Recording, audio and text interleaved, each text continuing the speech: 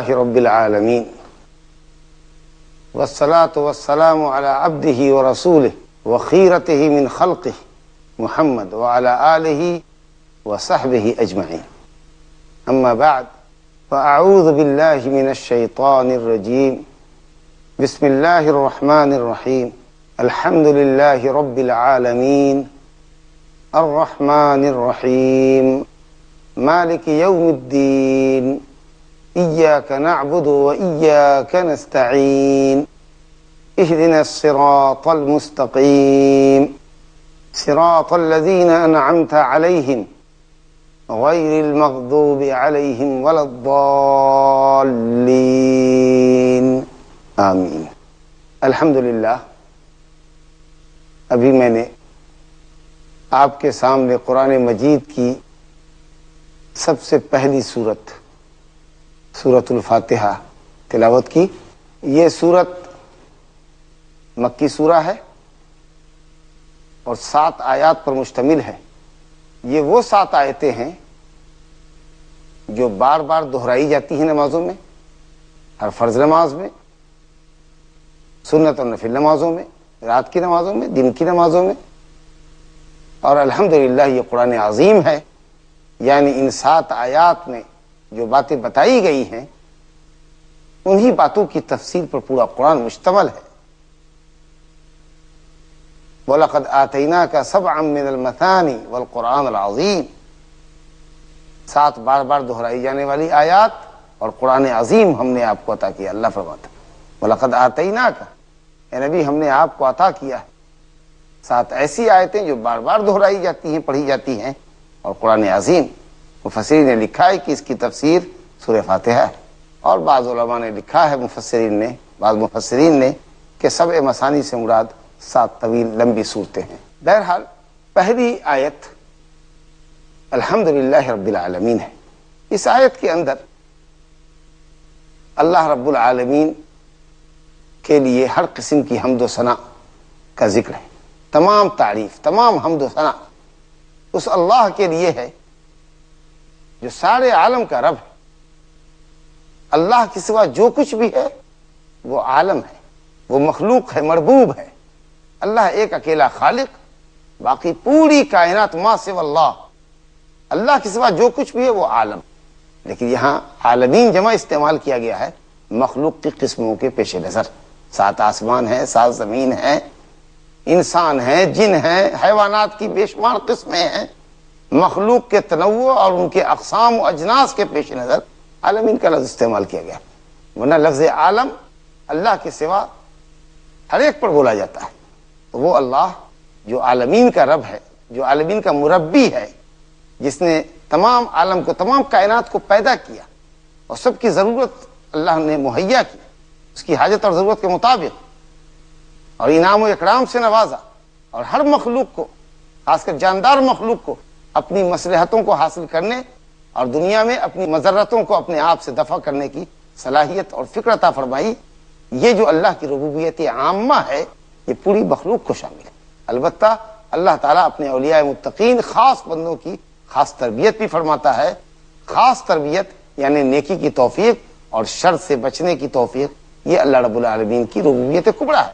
اسی لیے انبیاء و اولیاء اپنی دعاؤں کے اندر خاص طور سے جو انبیاء کی دعائیں اللہ تعالیٰ نے قرآن مجید میں نقل کی ہیں اس میں ربنا کا لفظ زیادہ استعمال کیا ہے کہ انبیاء کرام اللہ رب العالمین کی ربوبیت خاصہ جو ان کو حاصل تھی اس کا واسطہ دے کر اللہ رب العالمین سے اپنی حاجتوں کا سوال کیا کرتے تھے۔ ربنا آتنا، ربنا ظلمنا انفسنا، رب انی مسنی الضر وانت ارحم الراحمین، رب هب لی من الصالحین۔ اس طرح دیکھیے دعاؤں کو، قرآنی دعاؤں کو تو اکثر لفظ رب کے ذریعہ ہے کیونکہ اس میں بہت پیار ہے، بہت مہربانی، شفقت، اللہ کی رب العالمین کی نعمت کو حاصل کرنے کا یہ لفظ بہت بڑا سبب اور ذریعہ ہے۔ اور لفظ اللہ جو اللہ رب العالمین کا ذاتی نام ہے، اس کا معنی ہے، اللہ کا معنی ہے معلوہ، معبود، وہ ہستی جو مخلوقات کی بندگیوں کی تنہا اور اکیلا مستحق ہستی۔ ایسی ہستی کے لیے جس نے پوری کائنات بنائی، اپنی نعمتوں سے انسانوں کو اور دیگر مخلوقات کو نوازا، وہ اسی لائق ہے کہ جملہ حمد و ثنا اور تعریف و توصیف اللہ کے لیے کی جائے۔ حمد اللہ رب العالمین کے صفات حسنہ، اللہ رب العالمین کے افعال جو عدل اور فضل کے دائرے میں ہیں۔ اللہ رب العالمین کا اگر کسی کے ساتھ انعام ہے تو یہ اس کا فضل ہے، اور اگر کوئی کسی نعمت سے محروم ہے تو یہ اس کا عدل ہے۔ اللہ رب العالمین کسی بھی حال میں ظالم نہیں، اور ظلم اس کی صفت نہیں۔ یا عبادی انی حرمت ظلم علی نفسی، اللہ تعالیٰ نے فرمایا، حدیث قدسی ہے کہ بندوں میں نے اپنے آپ پر ظلم حرام کیا۔ وما ربک بظلام للعبید، اللہ نے قرآن میں فرمایا سورہ قاف، تیرا رب بندوں پر ظالم نہیں۔ تو اللہ کے جتنے افعال ہیں یا تو وہ فضل ہیں جو فضل کی شکل میں ہم کو آپ کو حاصل ہے، یا اگر کچھ نعمت سے ہم محروم ہیں یا کسی نعمت سے محروم ہیں تو یہ اس کا عدل ہے۔ بہرحال کسی حال میں وہ ظالم نہیں ہے۔ تو اللہ رب العالمین کی صفات کمالیہ اور اس کے افعال جو عدل اور فضل کے دائرے میں ہیں، اس کے سبب اللہ رب العالمین کی حمد و ثنا۔ بہرحال یہ آیت خود بذات خود الحمدللہ توحید کی تینوں قسموں کو شامل، توحید ربوبیت تو رب العالمین کے لفظ سے ظاہر ہے، توحید الوہیت کی عبادت اللہ کا حق ہے، وہ لفظ اللہ سے ظاہر ہے، اور توحید الاسماء والصفات کلمہ الحمد سے، ایسی ذات جو مقدس ہو، جس کے لیے ہر طرح کی تعریف ہو، جو تمام صفات کمالیہ سے متصف ہو، گویا کہ ہم اسی ہستی کو زیبا ہے جو تمام صفتوں سے متصف ہے، جو اپنے بندوں کے ساتھ یا تو فضل کرتی ہے یا عدل کرتی ہے، ظلم نہیں کرتی۔ دوسری آیت الرحمن الرحیم ہے، اللہ تعالیٰ نہایت رحم کرنے والا اور نہایت مہربان ہے۔ یہ دو وصفی نام ہے اللہ کے، اور اس میں بھی لفظ الرحمن اگر تابع ہو کر نہ آئے لفظ الجلالہ اللہ کے، منفرد آئے، جیسے الرحمن علی العرش استوى، تو یہاں رحمان اللہ رب العالمین پر ذاتی طور پر بولا جاتا ہے۔ گویا رحمان وصفی نام بھی ہے اور ذاتی نام بھی ہے جو اللہ کے علاوہ کسی اور مخلوق پر بولا نہیں جا سکتا، لیکن جہاں اللہ کے تابع ہو کر آتا ہے، جیسے بسم اللہ الرحمن الرحیم میں لفظ اللہ، لفظ الجلالہ جو اللہ کا ذاتی نام ہے، اس کے بعد رحمان آیا ہے، تو یہاں رحمان اور رحیم صفتی نام ہے۔ تو الرحمن الرحیم یہ دو مبالغے کے صیغے، نہایت مہربان، نہایت رحم کرنے والا ہے، جس کی رحمت جملہ مخلوقات کو شامل ہے۔ جو عذاب و عقاب دنیا میں اگر بھیجتا ہے تو وہ بھی ازراہ شفقت و رحمت، بندوں کو چوکانے کے لیے، گناہوں سے ان کو بچانے کے لیے جھٹکے دیتا رہتا ہے، یہ بھی اس کی رحمت ہے تاکہ بندے اللہ کی طرف پلٹے۔ رحمان اور رحیم کے تعلق سے مفسرین اور علماء نے لکھا ہے کہ رحمان اللہ کا ذاتی نام ہے، اس کی ذات پہ بولا جاتا ہے، جبکہ رحیم بندے پر بھی بولا جاتا ہے۔ نبی صلی اللہ علیہ وسلم کو اللہ نے رؤوف الرحیم کہا ہے۔ اسی طریقے سے بعض علماء نے یہ کہا کہ رحمان اللہ رب العالمین کی وہ عظیم رحمت جو دنیا میں مومنوں اور کافروں تمام کو شامل ہے، اور رحیم سے مراد اللہ تعالیٰ کی وہ نعمت رحمت جو مومنوں کے ساتھ آخرت میں ہوگی، جو مومنوں کو آخرت میں بطور خاص حاصل ہوگی، وہ رحمت مراد ہے۔ تو بہرحال یہ رحمان الرحیم کا لفظ اللہ رب العالمین کے تعلق سے ہمارے اور آپ کے اندر اس کی رحمت کی امید جگاتا ہے۔ وہ تیسری آیت ہے مالک یوم الدین، وہ روز جزا کا مالک ہے۔ وہ مالک تو آج کا بھی ہے، کائنات کا مالک ہے، ہمہ دم مالک ہے، لیکن آج دوسرے بھی مجازی مالکین موجود ہیں، بادشاہ موجود ہیں، تجار موجود ہیں، گھر کا مالک، کاروبار کا مالک، فیکٹری کا مالک، ملک کا مالک، لیکن قیامت کے دن تمام ملوک تہی دست خالی ہاتھ اللہ رب العالمین کے سامنے سرنگو ہوں گے، صرف ایک اکیلا اللہ رب العالمین قیامت کے دن مالک ہوگا۔ اللہ فرمائے گا این الملوک این الجبارون المتکبرون، کہاں ہے فخر و غرور کرنے والے، کہاں ہے دنیا کے تاجدار اور بادشاہ، میں انا الملک، میں اکیلا بادشاہ ہوں۔ تو روز جزا کا مالک ہے، اور جزا کا لفظ بتا رہا ہے کہ قیامت ہوگی اور ہمیں اللہ رب العالمین کے سامنے حاضر ہونا ہے، اور ہر خیر اور ہر شر کی جزا اور سزا ہمارے سامنے آئے گی۔ تو یہ کلمہ اللہ رب العالمین کی عقاب سے اور اس کے عذاب سے ہمیں ڈراتا ہے اور ایمان بالآخرت کا تصور پیدا کرتا ہے۔ تو الحمدللہ پہلی آیت کے اندر اللہ رب العالمین سے محبت کا اظہار کہ وہ منعم ہے اور جو نعمت کرنے والا ہے وہ اسی لائق ہے کہ اس سے محبت کی جائے، اور دوسری آیت الرحمن الرحیم جو اللہ رب العالمین سے ہماری رجا اور امید جوڑتا ہے، اور تیسری آیت مالک یوم الدین جو اللہ کے عقاب اور عذاب کا خوف ہمارے اندر پیدا کرتا ہے۔ ان تینوں کے بعد اللہ کی محبت، اللہ کی ثواب کی امید اور اللہ کے عذاب کے خوف کے بعد فرمایا گیا ایاک نعبد و ایاک نستعین، اے اللہ ہم تیری ہی عبادت کرتے ہیں اور تجھی سے مدد مانگتے ہیں۔ گویا عبادت کے لیے ضروری ہے کہ عابد کے اندر اپنے معبود حقیقی اللہ سبحانہ و تعالیٰ کے لیے بے انتہا غایت درجہ محبت ہو، اللہ کے ثواب اور اس کی جنت کی امید ہو، اور اللہ کے عقاب کا ڈر بھی ہو۔ کچھ لوگ کہتے ہیں ہم محبت صرف اس لیے کرتے ہیں کہ ہمیں اللہ سے محبت ہے، کچھ لوگ کہتے ہیں کہ نہیں ہم اس لیے عبادت کرتے ہیں کہ ہم کو اللہ کی جنت چاہیے، کچھ کہتے ہیں ہمیں جنت نہیں چاہیے اور نہ وہ محبت کے پیش نظر بلکہ ہم کو اس کی عقاب کا ڈر ہے، جبکہ اہل سنت والجماعت کا عقیدہ اور نظریہ یہ ہے کہ محبت الہی، رجاء و ثواب اللہ، اللہ کے ثواب کی امید اور اللہ کے عقاب اور اس کے عذاب کے خوف کے ساتھ جب عبادت کی جائے گی تب جا کر وہ عبادت ہوگی۔ گویا محبت، رجا اور خوف یہ تینوں ارکان عبادت ہیں، اس کے بغیر کوئی عبادت نہیں ہو سکتی۔ الحمدللہ پہلی آیت کے اندر اللہ رب العالمین سے محبت کا اظہار کہ وہ منعم ہے اور جو نعمت کرنے والا ہے وہ اسی لائق ہے کہ اس سے محبت کی جائے، اور دوسری آیت الرحمن الرحیم جو اللہ رب العالمین سے ہماری رجا اور امید جوڑتا ہے، اور تیسری آیت مالک یوم الدین جو اللہ کے عقاب اور عذاب کا خوف ہمارے اندر پیدا کرتا ہے۔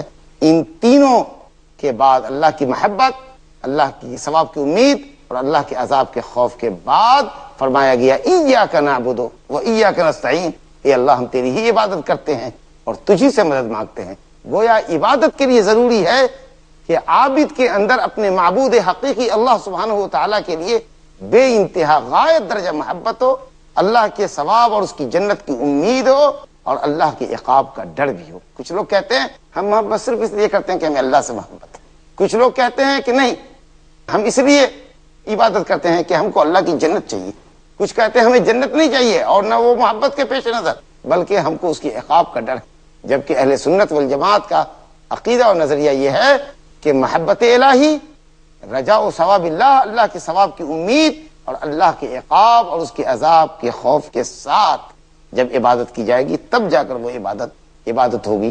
گویا محبت، رجا اور خوف یہ تینوں ارکان عبادت ہیں، اس کے بغیر کوئی عبادت نہیں ہو سکتی۔ چوتھی آیت ایاک نعبد و ایاک نستعین یہ دو فقرے پر مشتمل ہے۔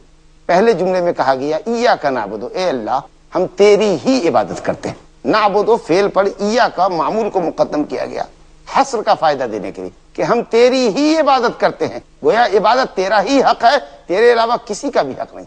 لیکن افسوس یہ کہ ہم ایک طرف تو یہ اقرار کرتے ہیں اپنی نمازوں میں اور پھر بڑی بڑی عبادتیں اللہ کے علاوہ کے لیے ہم جائز بھی سمجھتے ہیں اور شوق سے بھی کرتے ہیں، اور کوئی ہمیں منع کرتا ہے تو ہم اس کے ساتھ تن جاتے ہیں یا اولیاء و اصفیاء اور بزرگوں کا مخالف اس کو گردانتے ہیں۔ نہیں، ہرگز نہیں، اولیاء سے محبت ضروری ہے، علماء سے محبت بھی ضرور کرنی چاہیے، لیکن اللہ کی عبادت و بندگی میں کسی نبی کا کسی ولی کا کوئی ساجھا نہیں۔ ایاک نعبد، بندہ اس کا اقرار کرتا ہے کہ اے اللہ ہم تیری ہی عبادت کرتے ہیں، اور حقیقت یہ ہے کہ ہم پیدا ہی کیے گئے عبادت ہی کے۔ وما خلقت الجن والانس الا لیعبدون، سورہ ذاریات آیت نمبر 56۔ اللہ فرماتا ہے کہ ہم نے جنوں اور انسانوں کو محض اپنی بندگی کے لیے پیدا کیا، تو بندگی صرف اللہ کا حق ہے اور اسی کے لیے انجام دیا جانا چاہیے۔ دوسرے فقرے میں اللہ نے کہا وَإِيَّاكَ نَسْتَعِينُ، اے اللہ ہم تجھی سے مدد مانگتے ہیں۔ یہ استعانت، طلب مدد، یہ بھی عبادت کی ایک قسم ہے۔ عبادت ایک جامع لفظ ہے، ہر اس قول، ہر اس فعل کو شامل ہے جس کو اللہ پسند کرتا ہے، جس سے اللہ راضی ہے۔ العبادہ اسم جامع لکل ما يحبه اللہ ويرضاه من الاقوال والاعمال الظاہرۃ والباطنہ، ہر ظاہر و باطن قول و عمل جس کو اللہ پسند کرتا ہے وہ عبادت ہے۔ تو اللہ ہم تیری ہی عبادت کرتے ہیں اور تجھی سے مدد چاہتے ہیں۔ تو استعانت بھی عبادت کی قسم ہے، لیکن الگ سے اس کو بیان کیا گیا، اور شاید عبادت کو استعانت پر اس لیے مقدم کیا گیا کہ اللہ کا حق عبادت بندوں کی ضرورت پر مقدم ہے، بندوں کی حاجات پر مقدم ہے، تو اس لیے عبادت کو مقدم کیا گیا اور استعانت کو مؤخر کیا گیا۔ نیز استعانت کو عبادت کے بعد لانے سے ایک فائدہ یہ بھی بتانا مقصود ہے کہ ہم اپنی عبادتوں کے اندر بھی اللہ رب العالمین کی استعانت اور مدد کے محتاج ہیں۔ جب تک اللہ تعالیٰ کی اعانت اور مدد شامل حال نہ ہو، ہمیں کا کوئی ایک بندگی بھی اللہ کے لیے انجام نہیں دے سکتا۔ اب استعانت میں ظاہری کچھ عادی امور ہوتے ہیں، جیسے کھانا لاؤ، پانی لاؤ، یا کسی نوکر چاکر سے کوئی کام لیا، بیوی سے کوئی خدمت لی، یا کسی کو خیر کے اوپر بلایا اپنے تعاون کے واسطے۔ یہ جو امور عادی امور ہیں جو انسان سے متعلق ہیں یا جن کو آپ اسباب کہہ لیجئے، تو یہ دنیا عالم اسباب ہے، اس حیثیت سے تو ہم ایک دوسرے سے بھی مدد لیتے ہیں۔ لیکن ما فوق الاسباب جو چیزیں جس پر انسان کا کوئی بس نہیں چلتا، جیسے اولاد دینا، شفا دینا، گم شدہ کو آپ کے پاس حاضر کر دینا وغیرہ چیزیں جس پر صرف اللہ قادر ہے، یہ استعانت صرف اللہ سے مانگنی چاہیے۔ عبادت صرف اللہ کے لیے کیجئے اور استعانت صرف اللہ سے چاہیے۔ اگر آپ ان امور میں جس پر بندہ قادر نہ ہو، اگر آپ غیر اللہ سے استعانت چاہتے ہیں تو آپ شرک اکبر کے مرتکب ہوتے ہیں والعیاذ باللہ۔ اگلی آیت میں اللہ نے فرمایا اہدنا الصراط المستقیم، یہ دعا ہے۔ اب یہاں سے بندہ دعا کرتا ہے اپنے رب سے، اللہ تعالیٰ کی تعریف و توصیف کے بعد اللہ تعالیٰ کے بندے اس سے دعا کر رہے ہیں اہدنا الصراط المستقیم، اے اللہ ہم کو صراط مستقیم کی رہنمائی فرما، اور اگر تو نے اپنے فضل سے صراط مستقیم پہ لگایا ہے تو اللہ صراط مستقیم پر گامزن رکھ، صراط مستقیم پر استقامت عطا فرما۔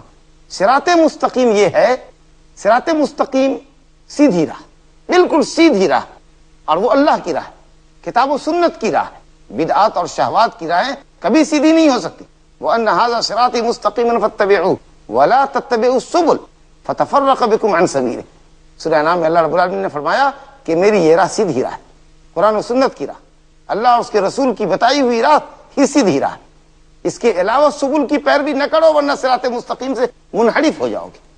اور وہ راہیں سبل متفرقہ جو ہم کو اور آپ کو صراط مستقیم سے ہٹا دیں گی، وہ شہوات و بدعات کی راہ ہے۔ تو صراط مستقیم پر اللہ ہم کو گامزن رکھ، اپنی کامل مکمل شریعت پر جو کتاب اللہ اور سنت رسول اللہ کی شکل میں محفوظ ہے، اے اللہ نبی کی سنت پر اور اپنی کتاب قرآن مجید کے اوپر ہم کو قائم رکھے۔ صراط مستقیم علم و عمل کی راہ ہے کہ جو کچھ ہم شریعت کی باتوں کو سیکھیں، جانیں، سنیں، ان باتوں پر عمل کریں۔ علم اور عمل کی راہ کو صراط مستقیم کہتے ہیں، اور یہی وہ راہ ہے جو انبیاء کی راہ تھی، صدیقین کی، شہداء کی اور صالحین کی تھی۔ اللہ رب العالمین نے اگلی آیت میں فرمایا صراط الذین انعمت علیہم، صراط الذین انعمت علیہم، اے اللہ ہم کو صراط مستقیم دکھا، صراط مستقیم پر گامزن رکھ، وہ صراط مستقیم جن پر تیرے منعم علیہ بندے قائم رہے۔ منعم علیہ کی جو راہ، اور منعم علیہ کون ہے؟ نبی، صدیقین، شہداء، صالحین۔ اور یہ راہ کب حاصل ہوگی؟ جب ہم اللہ اور اس کے رسول کی اطاعت کریں۔ ومن یطع اللہ والرسول فاولئک مع الذین انعم اللہ علیہم من النبیین والصدیقین والشہداء والصالحین۔ جو بلا چون و چرا اللہ کی اطاعت کرتا ہے، رسول کی تابعداری کرتا ہے، وہ نبیوں کے ساتھ، صدیقین کے ساتھ، شہداء کے ساتھ اور صالحین کے ساتھ ہوگا۔ تو صراط مستقیم پر اللہ گامزن رکھ۔ صراط مستقیم منعم علیہ کی راہ ہے، اور منعم علیہ وہ بنتے ہیں جو اللہ اور اس کے رسول کے بتیوں فرما بردار تھے۔ گویا صراط مستقیم اللہ اور اس کی اطاعت کی راہ ہے، ایمان، علم اور عمل کی راہ ہے۔ آگے فرمایا گیا غیر المغضوب علیہم ولا الضالین، یہ اللہ وہ راستہ ہمیں نہ دکھلا، اس راستے پہ کبھی نہ چلا جن راستوں پر چلنے والے تیرے غضب کے شکار ہو، اور نہ وہ راہ دکھلا جو گمراہوں کی راہ۔ علماء نے لکھا ہے، مفسرین نے لکھا کہ جن پر اللہ کا غضب ہوا وہ یہود ہیں۔ کیا جرم تھا ان کا؟ علم تھا، عمل نہیں تھا۔ بہت زیادہ جانتے تھے شریعت کی باتیں، لیکن عمل بہت تھوڑا کرتے تھے، آیات الہی میں تحریف کرتے تھے۔ یشترون بآیات اللہ ثمنا قلیلا، دنیا کے چند ٹکوں کے عوض، دنیا کی دولت کے عوض، دنیا کی دولت کروڑوں کے بھی ہو تو آخرت کی نعمت کے مقابلے میں ثمن قلیلی تو ہے۔ وہ اللہ کی آیتوں کو بدل دیتے تھے، بیچ دیتے تھے، شریعت کے احکام کو رد و بدل کر دیتے۔ تو علم تھا، عمل نہیں تھا، تو وہ راہ نہ دیکھا۔ اور ضالین سے مراد نصارہ، جن کے پاس علم نہیں تھا لیکن زہد و اتقا بہت تھا۔ تو بغیر علم کے عمل کرنا، بغیر شریعت کے دلائل کو معلوم کیے ہوئے عمل کرنا، یہ ضالین کی راہ ہے۔ اور علم ہوتے ہوئے عمل نہ کرنا، یہ یہودیوں کی راہ ہے جو مقصرین تھے، متساہلین تھے، جو دین سے دور رہنے والے تھے۔ تو کہا گیا کہ اللہ علم و عمل کی راہ دکھا، کتاب و سنت کی راہ دکھا، ایمان اور استقامت نصیب فرما، حق پر قائم رکھ جو منعم علیہ کی راہ ہے، نہ کہ ان لوگوں کی راہ۔ یہ اللہ ان راہوں سے بچا جن پر چل کر کے بندے تیرے غضب کے شکار ہوئے، جن کے پاس علم تھا، عمل نہیں تھا، یا جن کے پاس علم بالکل نہیں تھا اور عمل زیادہ کرتے تھے، حاتب لیل کی طرح، رات میں لکڑی چننے والے کی طرح، جو سانپ کو بھی کبھی کبھی لکڑی سمجھ کر اپنے گٹھڑ میں باندھ لیتا ہے۔ اور اخیر میں ہم کہتے ہیں آمین، اے اللہ ہماری اس جامع دعا کو جو ہم نے سورہ فاتحہ میں کی ہے اس کو قبول فرما۔ بڑا پیارا لفظ ہے، یہودیوں کو اس کلمے سے بڑا حسد تھا کہ اتنا مختصر لفظ اور اتنا جامع لفظ شاید کسی اور شریعت میں نہ رہا ہو، تو یہودیوں کو حسد تھا۔ بہرحال یہ سورت جو مختصر سی سورت ہے، 7 چھوٹی آیتوں پر مشتمل ہے، اور میں نے سرسری طور پر اس کی تفسیر آپ کے سامنے کی ہے۔ یہ بہت ہی جامع سورت ہے، ام القرآن ہے سورہ فاتحہ، ام القرآن، اصل قرآن ہے، اسی کی تفسیر پورے قرآن میں اللہ نے پھیلائی ہے۔ دیکھیے تو یہ سورت مختصر ہونے کے باوجود اللہ کی توحید اور اس کی توحید کی تینوں قسموں پر شامل ہے، ایمان بالآخرت پر شامل ہے، اور ایمان بالرسالت والنبوت پر بھی، کیونکہ صراط مستقیم ہمیں کیسے معلوم ہوا؟ اللہ نے نبیوں کے ذریعے بتایا، اور نبیوں کے سلسلے کی آخری کڑی محمد صلی اللہ علیہ وسلم کو بھیجا، افضل نبی کی حیثیت سے آپ تشریف لائے، تمام انبیاء کے امام اور افضل تھے، اور آپ کی امت میں ہونے کی وجہ سے ہم افضل الامم بنائے گئے۔ تو صراط مستقیم وہ راہ ہے جو راہ انبیاء کرام نے دکھائی اللہ کے حکم سے، تو اس میں ایمان بالنبوت بھی ہوا، ایمان بھی، اور پھر صراط مستقیم جیسا کہ میں نے عرض کیا کتاب و سنت کی راہ ہے، افراط و تفریط سے بچی ہوئی راہ کو صراط مستقیم کہتے ہیں، تو اس سے بدعات اور شہوات کی راہیں بھی کٹ گئی۔ صراط مستقیم پر جو قائم رہے گا انشاءاللہ تعالی وہ بدعات اور شہوات سے اجتناب کرے گا۔ پھر عبادت کا ذکر آیا، استعانت کا ذکر آیا، اور اس طریقہ سے گمراہ فرقوں کا بھی اس کے اندر بیان آیا۔ اس طریقہ سے آپ یہ سمجھیے کہ سمندر کو کوزے میں بند کرنے کی جو مثال پیش کی جاتی ہے وہ الحمدللہ اس صورت پر فٹ آئی۔ اخیر میں ایک بات ضرور یہ عرض کرنا چاہتا ہوں کہ اس صورت کو الصلاۃ بھی کہا گیا ہے، اس میں آیا ہے اللہ نے فرمایا قسمت الصلاۃ بینی و بین عبدی نصفین، اور اس کی تفسیر سورہ فاتحہ کی آیتوں سے کی گئی کہ اللہ فرماتا ہے کہ میں نے نماز کو اپنے درمیان اور بندوں کے درمیان بانٹ دیا ہے، اور فرمایا کہ جب بندہ کہتا ہے الحمدللہ رب العالمین نماز کے اندر، تو اللہ کہتا ہے کہ میرے بندے نے میری تعریف کی، الرحمن الرحیم تو میرے بندے نے میری تمجید و توصیف بیان کی۔ اس طریقہ سے سورہ فاتحہ کی وضاحت ہوتی ہے، اور جب وہ ایاک نعبد و ایاک نستعین اہدنا الصراط المستقیم سے آخر تک کہتا ہے تو اللہ تعالیٰ کہتا ہے کہ ھذا لعبدی ولعبدی ما سأل، یہ میرے بندے کے لیے، کیونکہ ان آیتوں میں بندے نے اللہ تعالیٰ سے اپنے لیے ہدایت کی طلب مانگی ہے، مناملہ کے راستے کی چاہت پیش کی ہے، اور ضالین اور مغضوب علیہم کے راستے سے پناہ چاہا ہے۔ تو اس سورت کو، سورہ فاتحہ کو الصلاۃ کہہ کر کے اللہ تعالیٰ نے یہ بتایا کہ یہ سورت مکمل سورت نماز ہے، یعنی اس کے بغیر کوئی نماز نہیں ہوتی۔ اور پیارے مصطفیٰ صلی اللہ علیہ وسلم نے فرمایا لا صلاۃ لمن لم یقرأ بفاتحۃ الکتاب، کوئی نماز کسی کی کوئی بھی نماز، صلاۃ لا نفی جنس صلاۃ کے اوپر ہے، نکڑا ہے، عموم کا فائدہ دیتا ہے، کوئی بھی نماز فرض ہو، نفل ہو، امام ہو، منفرد ہو، مقتدی ہو، کوئی بھی نماز کسی کی بھی نماز بغیر سورہ فاتحہ کے مکمل نہیں ہوتی۔ اللہ رب العالمین سے میں دعا کرتا ہوں کہ اللہ تعالیٰ اپنی کتاب کا صحیح سمجھ اور صحیح فہم ہمیں اور آپ کو عطا فرمائے، اور جو احکام اللہ رب العالمین نے اس صورت میں بیان کیے ہیں اور جس کی تفسیر میں پورا قرآن مجید بھرا ہے، جس کی تفسیر پورے قرآن مجید میں اللہ نے ذکر کی ہے، اللہ تعالیٰ اس صورت کو سمجھنے اور اس کے مفہوم کو سمجھ کر اس کو برتنے اور عمل کرنے کی اللہ سبحانہ و تعالیٰ ہم سب لوگوں کو توفیق عطا فرمائے۔ انہ تعالیٰ رؤوف رحیم، وصلی اللہ وسلم وبارک علی عبدہ ورسولہ نبینا محمد وعلی